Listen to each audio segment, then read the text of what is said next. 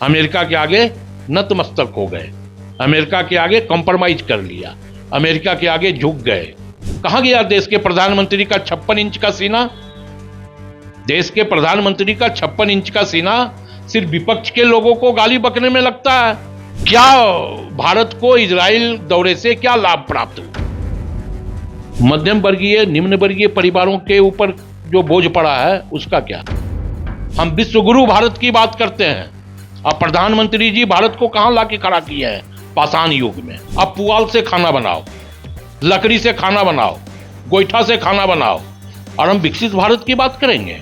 ये दर्द है निम्न वर्गीय और मध्यम वर्गीय परिवार के लोगों को, क्योंकि प्रधानमंत्री अडानी का किचन देखते हैं। पाकिस्तान के सेना अध्यक्ष को यही व्हाइट हाउस में रेड कारपेट बिछा करके वेलकम किया डोनाल्ड ट्रंप ने, और आप उसके आगे नतमस्तक हो गए।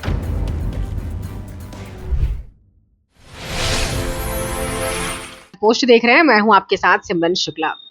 आज सरकार ने रिफाइनरियों में एलपीजी के उत्पादन को लेकर एस्मा लागू कर दिया है। इस पर हम कांग्रेस की प्रतिक्रिया जानेंगे। इस वक्त हमारे साथ राकेश सिन्हा जी मौजूद हैं, कांग्रेस के मीडिया प्रभारी, उनसे जानते हैं। सर, एस्मा लागू कर दिया गया है, आप इसे किस तरह से देखते हैं? डोनाल्ड ट्रंप के आगे नतमस्तक होना, देश के 140 करोड़ अवाम का सर डोनाल्ड ट्रंप और अमेरिका के आगे झुका देना, ये 56 इंच कलेजे वाले देश के प्रधानमंत्री की कारस्तानियों का यह परिणाम है कि एलपीजी में 60 रुपये और में 115 रुपये की बढ़ोतरी हुई है। तो चूंकि प्रधानमंत्री जी एपस्टीन फाइल में फंसे हुए हैं, बहुत फाइलें इन्होंने बनवाया था, केरला फाइल, उसकी तो जांच हुई थी sir. Kerala file, Kashmir file, खुद इनका एपस्टीन फाइल बन गया। और जब इनका एपस्टीन फाइल बन गया तो अब देश को इन्होंने दांव पर लगा दिया अपने आप को बचाने के लिए। अमेरिका के आगे नतमस्तक हो गए, अमेरिका के आगे कॉम्प्रोमाइज कर लिया, अमेरिका के आगे झुक गए।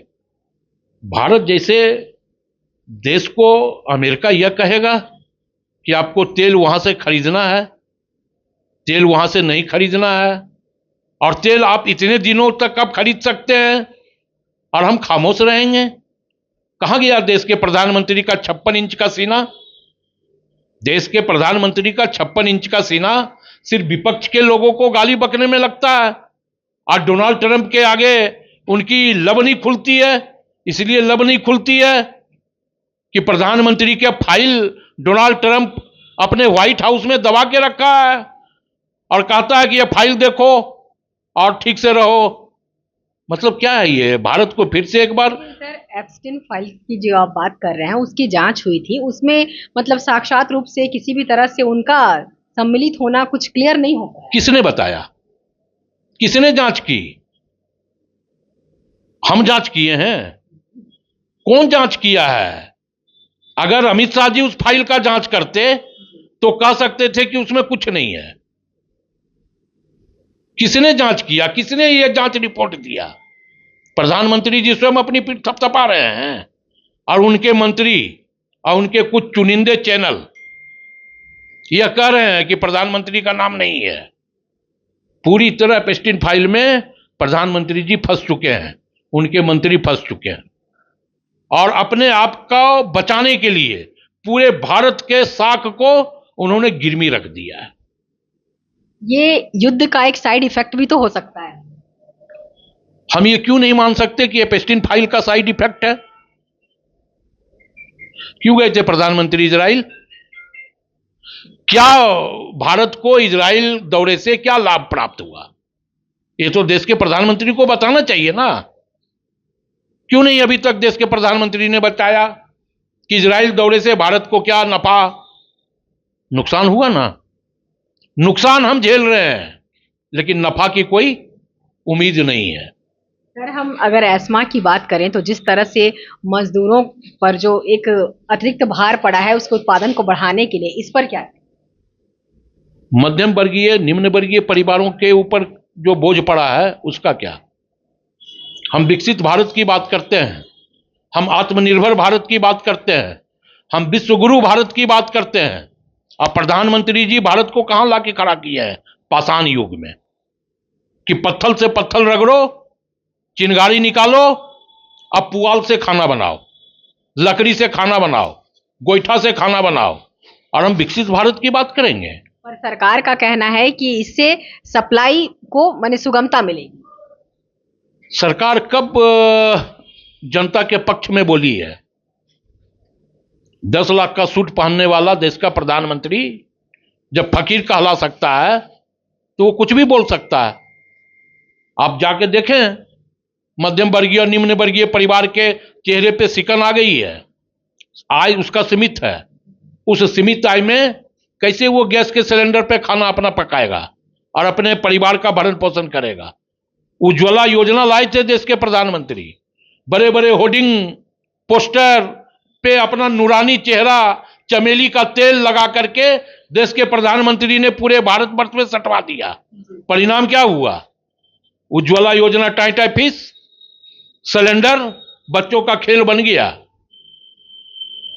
लेकिन सर इससे भी इनकार नहीं किया जा सकता कि जितने भी ग्रामीण इलाकों की अगर हम खासकर बात करें तो वहां पर सिलेंडर गैस चूल्हा जरूर पहुंच रहा है, लेकिन हाँ ये बात और है कि उसके दाम बढ़ा दिए। नहीं, तस्वीरों में तो प्रशांत महासागर में भी गैस का सिलेंडर पहुंच जाएगा, लेकिन उसका उपयोग कहां है?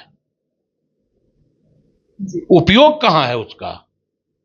जिस दिन उज्ज्वला योजना की शुरुआत हुई, एक सप्ताह भी उज्ज्वला योजना का गैस से परिवार लाभान्वित नहीं हुआ। उसके बाद वो गैस का सिलेंडर छज्जा पे रखा गया, इसलिए कि फिर वो परिवार भरा नहीं पाया उसमें गैस।